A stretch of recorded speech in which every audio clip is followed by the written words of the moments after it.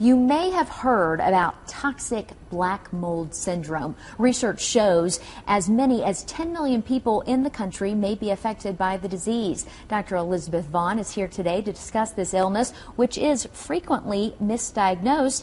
I guess first off, what exactly is black mold? Well, black mold is the proper name is Stachybotrys chicharum. It's one of many sources of toxins that can cause illness in animals and people.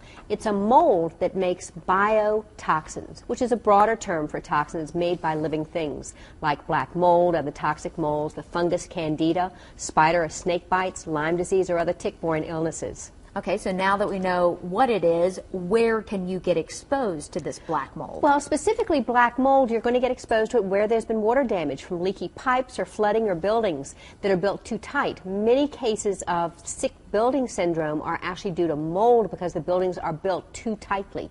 Now, we were talking about this earlier, and you said some people will get sick from it, but not everybody gets sick. And that's why it's so hard to pin down sometimes. The reason is it's all in your genes, specifically your HLA genes. These are the ones that have to do with transplantation, etc. If your body gets exposed to toxins in food, water, air, insect bites, and you have good HLA genes, they make proteins that tag the toxins so your body can get rid of it. If you have inadequate HLA genes, your body can't see the toxins, so they hang around and trigger a cascade of pro-inflammatory reactions and really mess up your hormones. So let's say people have those kind of genes. What kind of diagnoses could they have because of the toxins? Well, it can act like many, many different things. Chronic fatigue, fibromyalgia, neurological disorders that look like MS or ALS or dementia, psychiatric illnesses like ADD and ADHD or depression. Sometimes people are just fat and they can't lose weight no matter what they do. There's a long list of symptoms that you can get. And that's the thing, there's so many of these things which are very kind of common. Is there any kind of pattern to it? There is a pattern to it.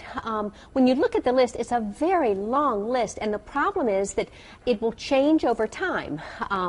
And the symptoms will change from week to week. It'll involve a number of different organ systems in the body. There's also over 100 different toxins that these molds produce, so each person will react to it slightly differently, and that's why lots of people just think you're crazy. And that's never a good thing. That's never a good thing. Okay, so let's say you may think I have this or I have this mold in my home. Any suggestions? Well, first off, take a look at the article in Natural Triad. Take a look at the article in Natural Triad this month. Because if you think that your illness fits this picture, find someone who's knowledgeable about toxic black mold and get some help.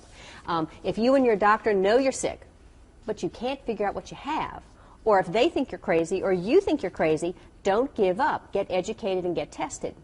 And that's right, education is always key with something like this. That's right. There are a couple of different websites that I refer to in the article that are so useful for testing of neurotoxins, and also just get yourself educated.